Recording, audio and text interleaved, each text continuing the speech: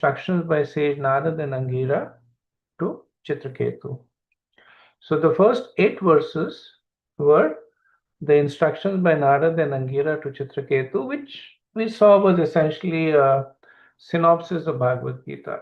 Talked about how the body and soul is is different. The 8 verses took Chitraketu through this stage of one understanding the cause of his grief, then developing material detachment, and then finally using that to develop attachment to Krishna. And we see now Chitraketu's response to his gratitude to Narada and Angira. So verse 11. Charanti hayavanayo kamam brahmana bhagavata priya madrasham grami buddhina bodhayon mata linganaha. Brahmans who are exalted to the position of Vaishnavas, the most dear servants of Krishna, sometimes dress like madmen, just to benefit materials like us, who are always attached to sense gratification, and just to dissipate our ignorance. These Vaishnavas wander on the surface of the globe according to their desire. So, how does Chitraketu know that Angira and Narad Muni are Vaishnavas? So the particular term that Shukadev Goswami uses here is Bhagavat Priya. Right? So he says Brahmana Bhagavat Priya. Right? So Prabhupada translates it as Vaishnavas, and it kind of establishes the exclusivity of Vaishnavas. That of many Brahmins, few are Vaishnavas. So where all Vaishnavas are Brahmanas, but not necessarily that all Brahmanas are Vaishnavas. Brahmanas are one who know Brahman, but Vaishnavas are one who know Lord Vishnu. So in the 11th canto in Uddhav Gita, it is noted that a saintly person, just like fire, appears in a concealed form sometimes, and other times reveals himself for the welfare. And last week we talked about how Sukdev Goswami, he was acting like an Avadut, and then he revealed himself. We see Jat Bharat, he was moving around like a madman until he started preaching to King Rahugana. And Sarup Damodar, he was a close associate, Ramananda Roy and Sarup Damodar, considered to be very, very close associates of Chaitanya Mahaprabhu. And Sarup Damodar specifically was very, very learned in the scriptures. But we never see him instructing anyone. And so that was his way of preaching. Whereas the 6 Goswamis, they became prolific instructors. That was their way of. So both of them were serving Mahaprabhu in the mission. One by Prachar, one by Achar. So anybody who would come in contact with Sarup Damodar, the heart would melt by seeing the humility of Sarup Damodar and how he had this very, very exclusive position of being the closest to Mahaprabhu. So of Ramananda Roy and Swarup Damodar was considered to be closer. He was, Prabhupada called him like the secretary of Mahaprabhu, and one who was a confidant, one who understood the mind of Mahaprabhu, right? And his way of instruction was that he never instructed, actually he never even took sannyas, because he didn't want to take that position of being offered respect. And the 6 Goswamis, Mahaprabhu gave them the instruction, they followed they followed through, right? So the quality of the Bhagavad Priyas, the Vaishnavas, is that they will do whatever is needed to serve the Lord. Verses 12 to 15. कुमारुनारदर्भूरङ्गिर देवलो स्थिता अपनन्तारमाव्यासो मार्कण्ड तथा गौतम वसिष्ठो भगवान् राम कपिलो बाद्रयानिः दुर्वासा यज्ञवक्यश्च जातुकर्णस्तथारुणि रोमसश्चयवनो दत्ता आसुरी स पतञ्जलिः ऋषिर्वेदशिराधौम्यो मुनिपञ्चशिखस्तथा हिरण्यनाभः कौशल्या श्रुतदेव ऋतध्वजा एते परे च सिद्धेशाश्चरन्ति ज्ञानहेतवः.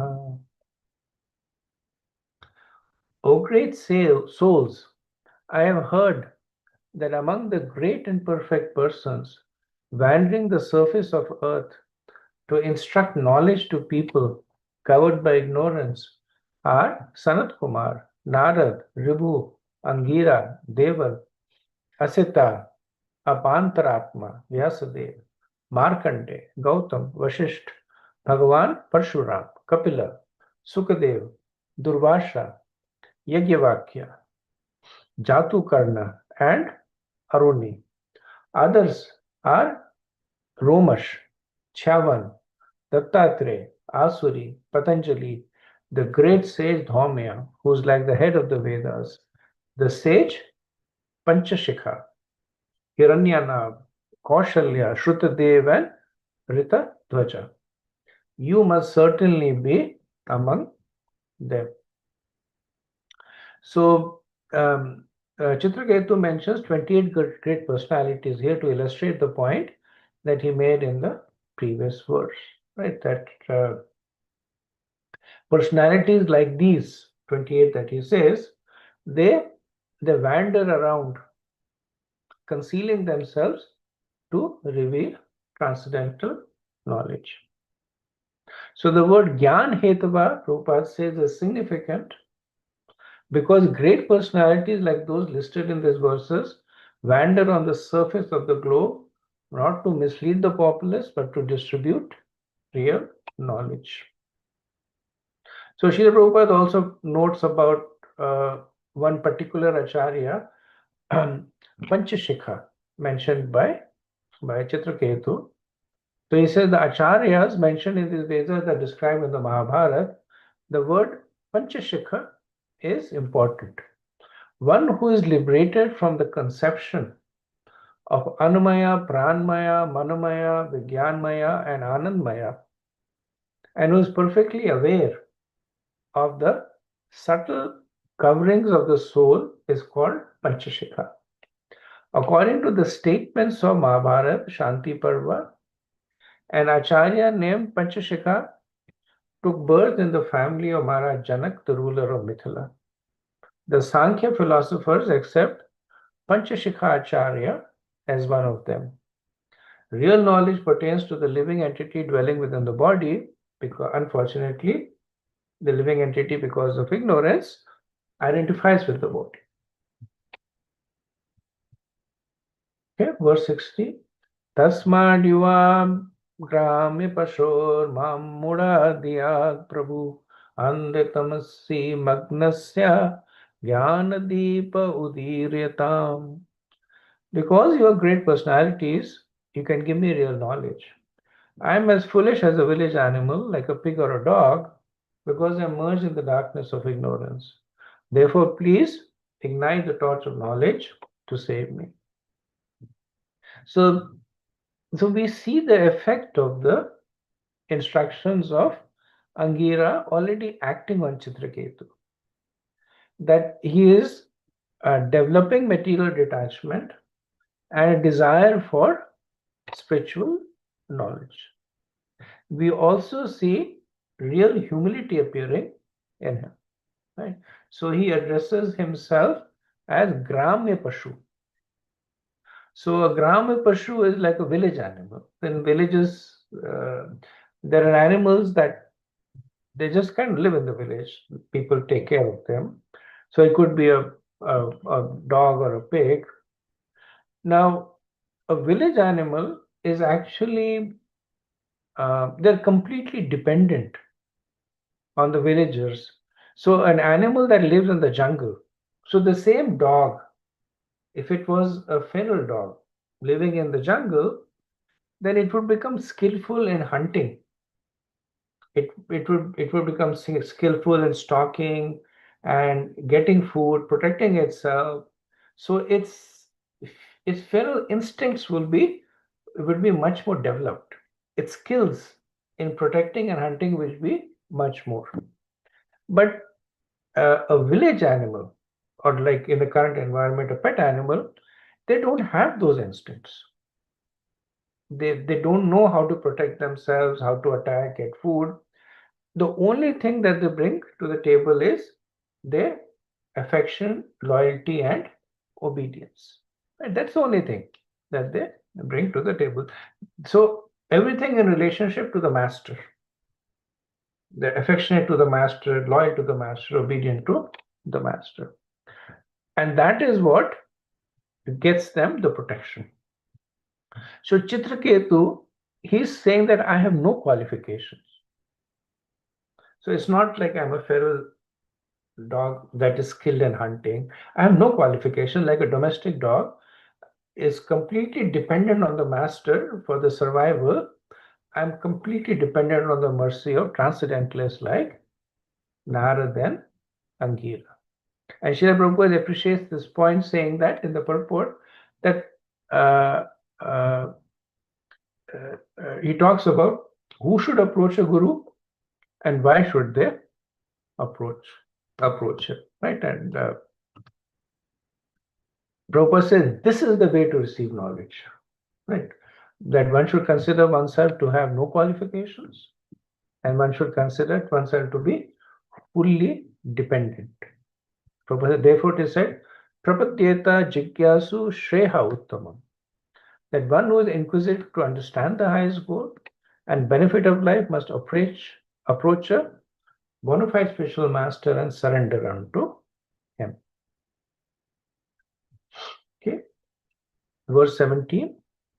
Sri Angiruvacha aham te putra kamasya putradosmay angira nrapa ese brahma sutaha sakshan narado bhagavan rishi.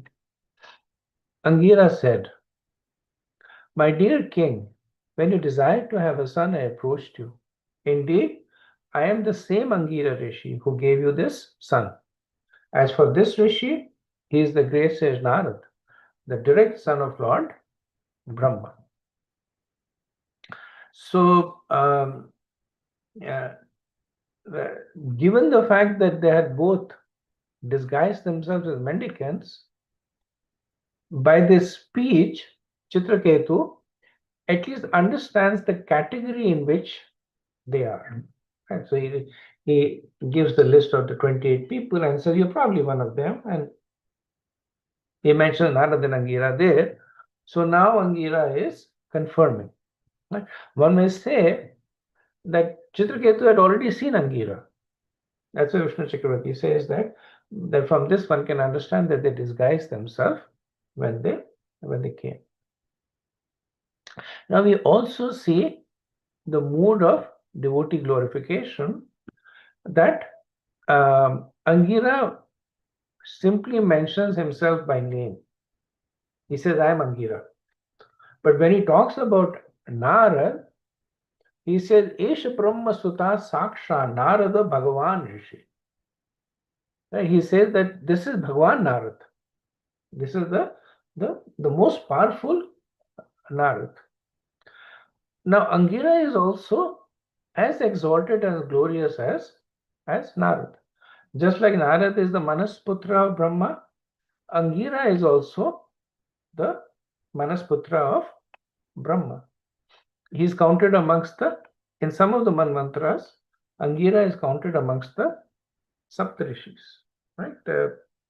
and he has exalted children. So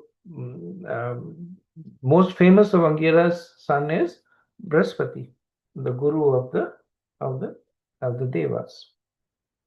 But we don't see him saying, "I am Angira, the son of Brahma, Brahma Rishi, the son of the father of Brihaspati." Simply says, "I am Angira."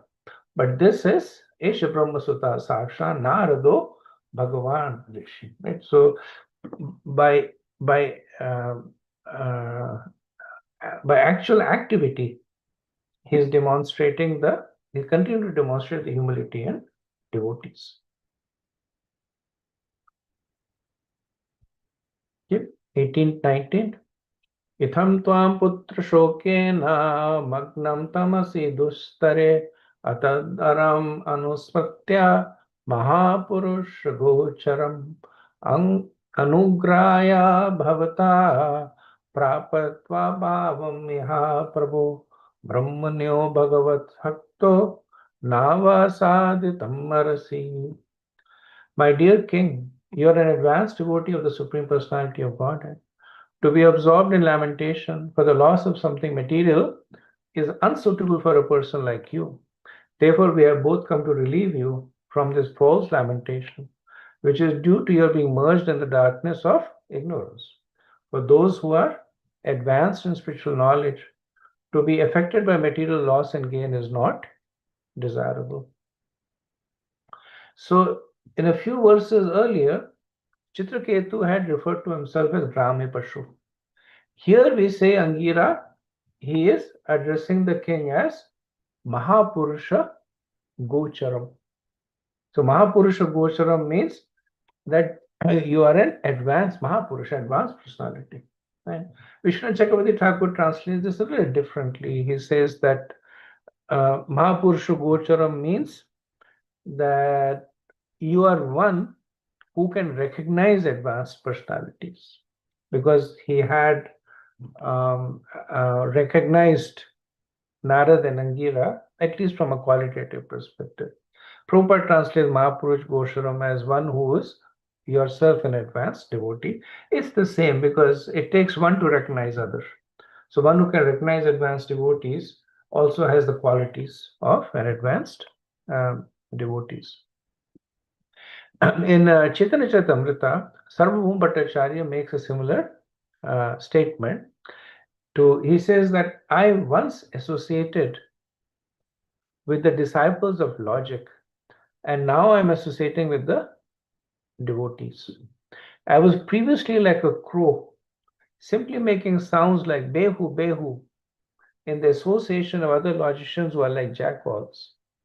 Now, by the mercy of Chaitanya Mahaprabhu, a crow has become like Garud. And how does Mahaprabhu respond? He says that from your previous birth, you have been Krishna conscious. And because you love Krishna so much, we are developing Krishna consciousness. So Mahaprabhu is saying, because of you, I am developing Krishna consciousness. And Krishnadas Kaviraj Goswami, he comments, there is no one in the three worlds who appreciates and encourages devotees as much as Chaitanya Mahaprabhu does. So this is the quality of a true devotee, that even if they see a spark, they will fan it. The qualities of materialist is that even if they see a, a, a glimmer of bad qualities, they will focus on that. They will ignore the mountain of good qualities a person may have and focus on the pebble of bad quality. When devotees, they will ignore the mountain of bad qualities and focus on the glimmer of devotion. Same mood is being displayed by Narad and Angira. So Vishwanath Chakravarti says that what Angira is saying is to Chitraketu that you can see and think of the Lord's devotees and great sages. Like Anusmritya Mahapurusha Gocharam. Because Chitraketu served the Brahmins and Vaishnavas, he is called a Brahmaniyo Bhagavat Bhakto. Right. So um, uh, uh, Vishwanath Chakravarti also notes that factually speaking, he is not a devotee. So Angira Muni is looking into the future and glorifying Chitraketu. Because right now he is displaying all these qualities of lamenting, confusion, etc. But Angira, either he's looking at the good and ignoring the bad, or he's looking at the future. And based on that, he's addressing Chitraketu as Brahmanyo Bhagavat Bhakto. So, just to get uh, to get some context into it, let's see that what's the essential message of the Bhagavad Gita. So once there was a gathering of saintly people, and different people with different conceptions came and spoke for a long time. So by the time it came for the last speaker to speak, the moderator said that unfortunately we are running out of time. Please speak 2 words, do shabd boliye, right? So the speaker went to the mic and said, "Be happy," and sat down. 2 words, he said.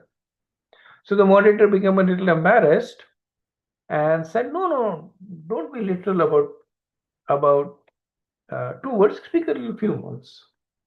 So the speaker again got up and said that the essential message of the Bhagavad Gita is Ma Sucha, right? Do not fear or do not lament. Right? So if we have to condense the message of of uh, of the Bhagavad Gita, it is do not lament. Right? So Jiva Goswami actually he speaks about this in a more analytical way, right? So he uses something known as Tatparya Linga. So Tatparya Linga is a methodology that is used to determine what is it that the scripture is intending to teach. Right? Because the scriptures tend to be mystical, they tend to ramble, speak about different things, but does not mean that they don't have a message. So the scholars, like Jiva Goswami, they use this process called Tatparya Linga, which essentially lists 6 indicators in determining what is the message of the scripture. And then Jiva Goswami applies it to the Bhagavatam to get the message. So the 6 indicators are Upakrama, that the starting statement, then the Upasamhara, the ending statement, Abhyas, then statements that are repeated, then Apurvata, anything extraordinary or unique to the text, then Falastuti, outcomes promised by the text, and then Arthavad or Upapati, which are points that are praised or supported with arguments. So these 6 form the framework, Sadling, for analyzing the Tatparya of the scripture. So in Bhagavad Gita, we see that when Krishna begins to speak to Arjun, Asosachas, Vasochasta, Nana Shuchanti Partha, he says that why are you lamenting? Right? This is verse 2:1 or 2:2. That's the beginning of the instruction by Krishna. Why are you lamenting? And then he ends with Masucha. Do not lament. And then if you also do it, take the message in more details, then you will see that this is at different points repeated. Right? Now, do not lament is negative. You can present it as be happy. And same thing, do not lament or be happy. So if you apply Tatparya Linga, you can extract this as the message of the Bhagavad Gita. Similarly, if you apply it to the Bhagavatam, this is what Jiva Goswami does. He says that the Bhagavatam opens in its invocation, it is pointing directly to the supreme truth of Krishna. Right? Om Namo Bhagavate Vasudevaya. Right? It opens with Krishna. Then the conclusion is pure devotional service. The final in the 12th canto, final chapter, conclusion is pure devotional service. Then repetition. What is the theme that is repeated in Bhagavatam? So Jiva Goswami notes that ideas and concepts that relate to exclusive bhakti, such as the glory of hearing and chanting about Krishna, the unique position of the devotees, are repeated throughout the Bhagavad. Then what is unique? The unique about the Bhagavatam is that it is independent from other texts and its direct approach to the Supreme Personality. What is the false stuti? Jiva Goswami says the false stuti is that one attains the love of God through the practice of bhakti. Right? So the shelter of Krishna. And what is finally the Atharvad or the Upati? Jiva Goswami identifies which qualities are praised and which conclusions are substantiated through examples, reasoning, stories. And again, he brings it back to loving devotion. So then he says that based on this methodology, one can understand that the central topic of the Bhagavatam is Krishna as Swayam Bhagwan, and the fact that its supreme goal is prema bhakti, pure love of Godhead. Right? So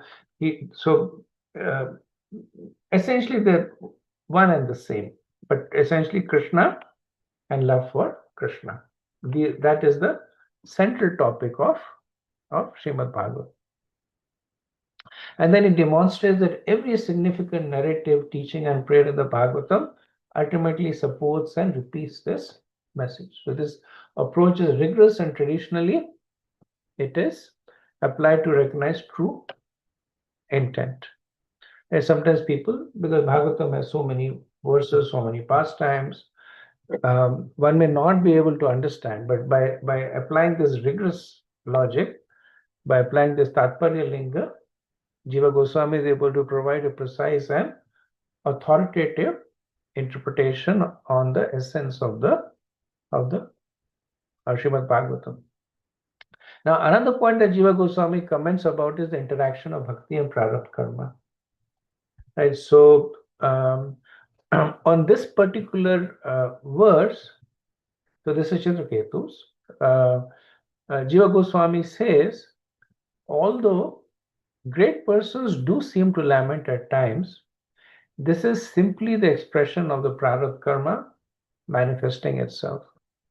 They themselves know better and remain situated in knowledge of the nature of the self. The prarabdha karma of great souls expires without diminishing the greatness, which means that it does not result in the cycle of kuta, bij, and aprarabdha. Although lamentation may be unavoidable if one progresses without reacting to it, then we progress in spiritual life. And Srila Prabhupada writes in the purport, another significant word is Brahmanya. The Supreme Personality of Godhead is sometimes addressed in the prayer as Namo Brahmanaya Devaya, offers obeisances unto the Lord because he is served by the devotees. Therefore, this verse says, Brahmanyo Bhagavat Bhakto Navasadhyatvam arasi. This is a symptom of an advanced devotee, Brahma Bhuta Prasanna. And Prabhupada also talks about some important terms that are used in the verse. He says, Mahapurush refers to the advanced devotees. Maha means supreme and Purush means person. So one who engages in the service of the Supreme Lord is called Maha Paurishika. And a devotee should also aspire to live in the association of advanced devotees and engage in the service of the Lord through the Parampara system. Okay, moving on to verse 20. Tadev te param jnanam dadami grahamagataha jnan jnantvanaya bhanive abhivanesham te putram eva dadamyaham. When I first came to your home, I could have given you the supreme transcendental knowledge. But when I saw that your mind was absorbed in material things, I gave you only a son who caused you jubilation and lamentation. Right? So, uh, uh, Angira is making the difference between knowledge and wisdom. Right? So, knowledge is spoken words, and wisdom is understood words. Right? So, knowledge is speaking. Somebody asks you a question, you give them the right answer. That is knowledge. Wisdom is knowing when to speak, what to speak, and how to speak, right? So one of the qualities of Krishna is that he is Deshakal Patragya. That Deshkal, which is time, place, and Supatragya, and candidate. So of the three, the last is emphasized. That one should speak according to the ability of the candidate to understand. Because if you look at Kaladesh, right now Chitraketu is bewildered by lamentation. That's not the best time to preach to him. Earlier on, while he was sad, he didn't have a son, but he wasn't experiencing active misery at the time. But Patragya, so this is what Angira says, that you were not a suitable candidate at that time because you were so materially attached. Now you are. Right? So he says that earlier on, Chitraketu was Anya Abhinivesha Te Putram. Right? Abhinivesh, too much of bewilderment, not ready for spiritual knowledge. So sometimes the preacher, when they're concerned about the future, they neglect the present, right? Or they begin to consider others at the same level of advancement. So we see that in preachers, right? Sometimes preachers are criticized. Prabhupada criticized that by some of his god brothers, others like making women pujaris or watering down deity worship or giving sannyas to people who are not ready. And the Prabhupada would say that yes, but I'm looking at the future.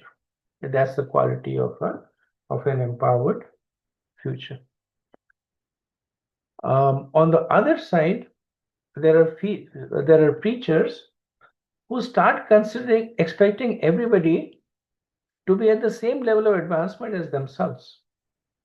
So they may have advanced, they may have become materially indifferent, and then they will criticize those who are materially attached. They become callous to the present, and in doing so, they destroy the future. Okay. Then verse 21 to 23.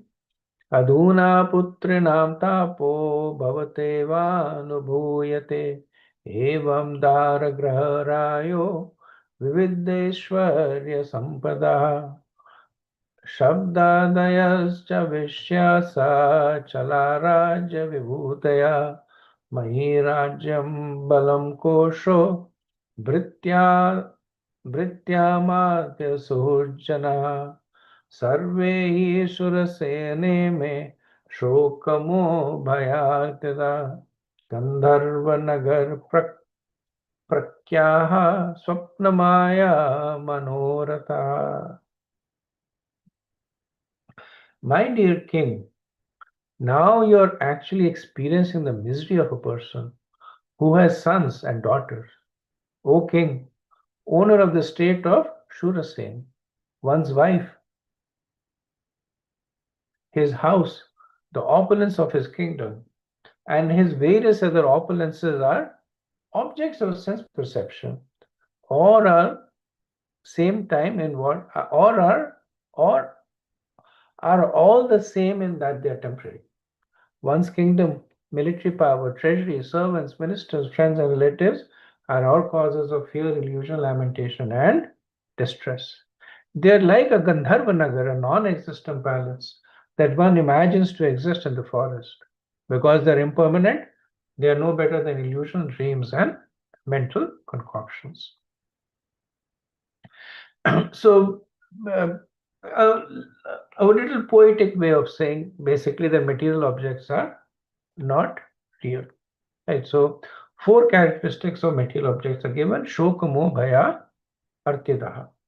That they result in lamentation, moha, illusion, bhaya, fear, and artidaha means they are givers of distress. Like the analogy that is given is that one perceives the dream objects to be false upon waking up from the dream. Right? So objects that appear in a dream through magic or imagination are false. Similarly, one who tries to extract happiness from material engagement is suffering from either this this illusion. Because really speaking, the true characteristic of material objects is shoka, moha, bhaya, and artida. Verse 24. दृश्यमान विनार्थेन न दृश्यन्ते मनोभवः क्रमभिर्ध्यायतो नाना कर्माणि मनसो भवन्. These visible objects, like wife, children, and property, are like dreams and mental concoctions. Actually, what we see has no permanent existence. It is sometimes seen and sometimes not. Only because of our past actions do we create such mental concoctions, and because of these concoctions, we perform further activities. So Prabhupada quotes Vishwanath Chakravarti almost word by word in his commentary. He says, Vishwanath Chakravarti writes that at night time, one dreams of tigers and snakes, and while dreaming, he actually sees them. But as soon as the dream is broken, they no longer exist. Similarly, material world is a creation of a mental concoction. We have come to this material world to enjoy material resources, and by mental concoction, we discover many, many objects of enjoyment because our minds are absorbed in material things. This is why we see various bodies. Verse 25. अयं मे देहिनो देहे द्रव्यज्ञानक्रियात्मकः देहिनो विविध क्लेश संतापकृत उदारतः. The living entity in the bodily conception of life is absorbed in the body, which is a combination of the physical elements, the five senses for gathering knowledge, and the five senses for action along with the mind. Through the mind, the living entity suffers three kinds of tribulations: adhibautic, adhidaivik, and adhyatmic. Therefore, this body is a source of all miseries. So, in the previous verse, attachment to external objects was described as the cause of misery. Now, attachment to the body is described as the cause of misery. So, the body is described as made of gross elements, senses, sense devas. So we studied about it in second canto, fifth canto, chapter, 10th chapter. So the result of identifying with the body are the three kinds of kleshas. Prabhupada says that in the fifth canto, while instructing his sons, Rishadev said, Asanapi klesha nashadeya. The body, although temporary, is a cause of miseries of material existence. Right? So again, this is a theme that comes again and again, that material happiness is is illusory, right? So practically speaking, if you're going and buying a car, when do you actually experience happiness in buying a car? So and this is more from a, a psychological study. So they say that just in the moments before buying a car, that is the only time one experiences happiness. When one buys the happiness, when one buys the car, then there is disappointment. And before that, there is this anxiety and endeavor. I need to save money. I need to buy the car. Will I be able to get the car? I need this kind of a car. So there's all this concerns. And then everything comes true and you're going there to buy a car. Right? That's the moment of happiness. You get the car and you think, really? Is this what I've been saving for such a long time? And then you look out of the window, there's another car, and you say, maybe that's a better car. So after that disappointment comes name. Right? So Prabhupada says that with material elements, the working senses, the knowledge gathering senses, we create a very nice car. When the car is accidentally smashed in a collision, the mind suffers, and through the mind, the living entity suffers. Okay. Verse 26. Tasmat swaste na manasa vimrashya gatimatmana dvaite dhruvartha vishrambam tajopasham avisha. Therefore, O King Chitraketu, carefully consider the position of the Atma. In other words, try to understand who you are, whether body, mind, or soul. Consider where you have come from and where you are going after giving up this body, and why you are under the control of material lamentation. Try to understand your real position in this way, and then you will be able to give up your unnecessary attachment. You will also be able to give up the belief that this material world or anything not directly in touch with service to Krishna is eternal.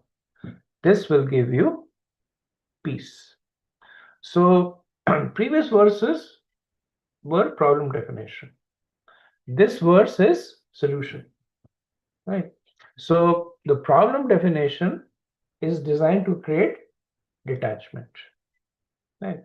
The solution is designed to give you a position of real attachment. So now Chitraketu is ready to receive spiritual initiation. Now the solution is being provided by Narad Muni. Right? So we see expertly he is nourishing both the aspects at the appropriate time.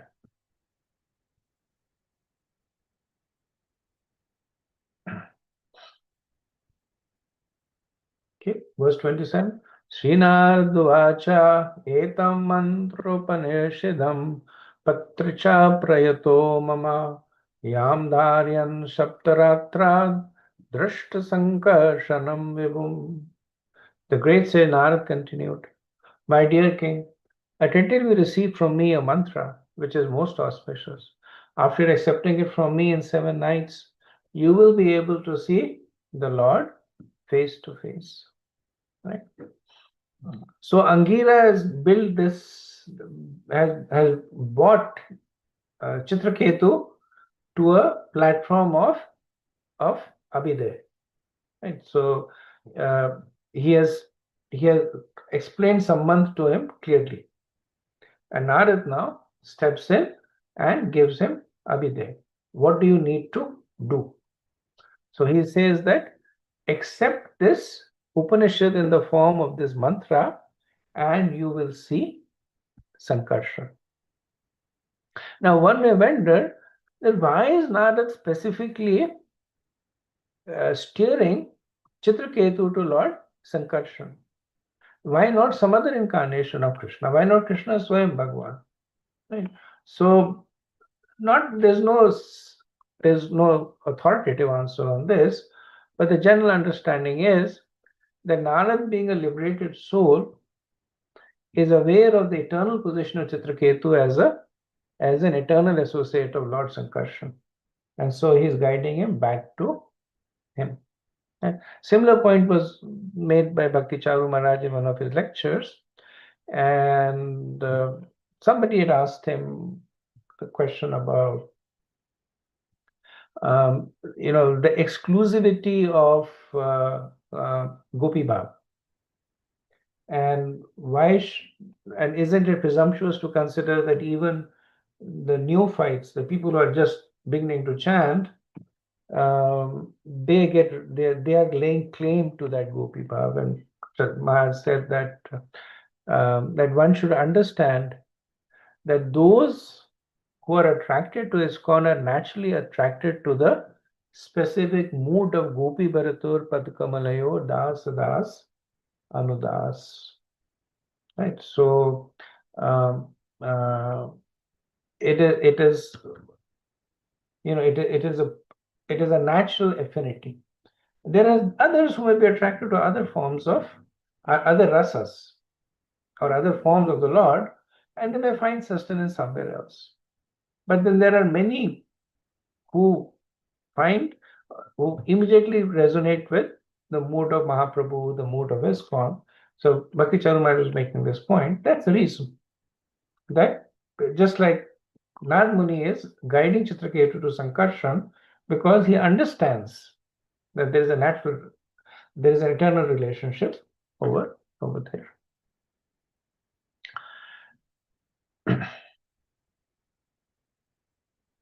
In verse 28, यतपादमूलम् उपसृत्य Narendra पूर्वे सर्वादयो ब्रह्मम् इमं द्वित्वं विसर्जय सद्यस्तदीयम् अतुला अतुला आनदिकं महैत्वं प्रापुर्भवानपि परं न चिरादुपैति. My dear king, in former days, Lord Shiva and other demigods took shelter of the lotus feet of Sankarshan. Thus, they immediately got free from the illusion of duality and achieved unequaled and unsurpassed glories in spiritual life. You will very soon attain that very same position. Right. So this is so just like there is a false stuti that follows, there is also a false stuti that sometimes precedes the mantra, the glorification of the mantra. Like Chitraketu might say, "I'm such a fallen person. How can you even think that I can ever access Lord Sakarshan? That are you what you're speaking, is it factual or is it just hyperbole that you're saying to encourage me?" And the Narad Muni is saying this is possible. In the past, it has been done by personalities like Lord Shiva. And then Chitraketu might say, but Lord Shiva is Mahadev. And Narad Muni says not just Shiva, but Sarvadhaya, but other devas also. You will also attain the same destination. Now, one might say that Chitraketu might say, but they are devas. But this pastime took in Satyug, we can understand by the number of wives Chitraketu had and the long life. So in Chitraketu, it is said that the humans were at almost the same level as the devas. In fact, there was constant back and forth until the Treta Yuga, reducing, but between Satyug until the Treta Yuga, the devas and the humans would commingle with one another. We see that to some extent in Dwapar Yuga also, right? When Yudhishthira Maharaj did the Rajsuya Yagya, and the devas personally came to accept the oblations. Of course, there was Krishna there, that made a difference, but yet it was accepted. The presence of the devas was accepted. So Narad Muni is saying this to Chitraketu so that he is not discouraged. Okay, so this is the end of the chapter. I'll do a quick recap that we see that there are two sets of instructions given to Chitraketu. The chapter opens with 8 verses of philosophical instructions to Chitraketu. The nature of body and soul, the temporality of relationships, importance of material detachment, ends with importance of spiritual attachment, right? So the philosophy, it helps Chitraketu ask for more knowledge. And the concluding, the concluding, how many are there? 12 verses.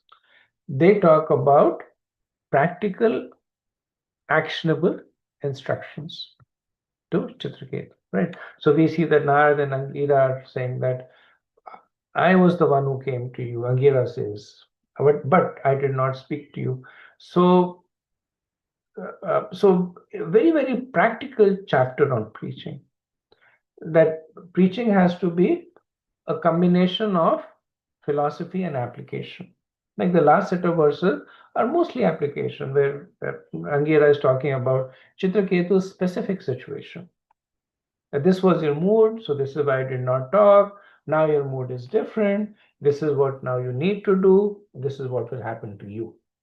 Right? No more may happen to people or others. First 8 verses, no mention of Chitraketu. It was talking about nature of body and soul and relationship, etc. Right? So this is how scriptures work. This is how preaching is done. This is how preaching is accepted. And philosophy and application go hand in hand, right?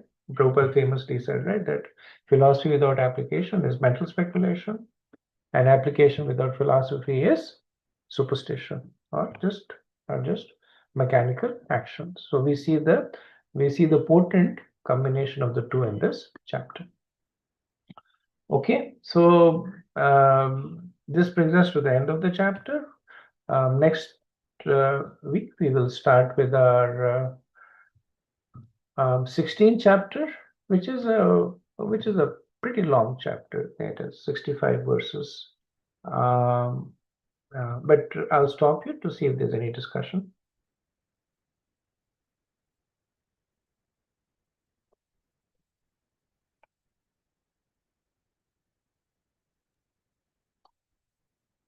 Hare Krishna, Prabhu. I like the summary in 2 words of the Bhagavad Gita. Do not lament, be happy. Don't lament, be happy. Yeah. And then you said also for the Smaravatam, if I catch it properly, is Krishna is Swayam Bhagavan, and to love him is like Prema Bhakti, something like that you said. Yes. Yeah, Krishna is God, and attaining him is you can attain him through the process of Prema Bhakti. I also like the Tatparya lingas, the indicators of the intent. What is Yeah, that's why Jiva Goswami has this role of being a preeminent scholar, because he's able to bring so much of rigor to it. But on this lamentation, Prabhu, if the goal is to end the lamentation, we do see certain, like, I don't know if we are qualified even talking about them, but like Sri Rupa Goswami, like whether we call it as a prarabdha karma, the kind of how he puts it,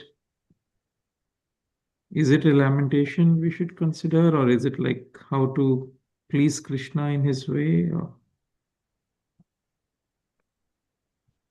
if you see the teachings of Rupa Goswami, it is like more humility. But at certain point, we do see some kind of a lamentation, kind of a wording, right? Right. I think you're right. That's not material lamentation, right? That is lamentation and feeling the separation with Krishna and his devotees. Lamentation that is here talked about is prarabdha. There are some sins that are manifesting.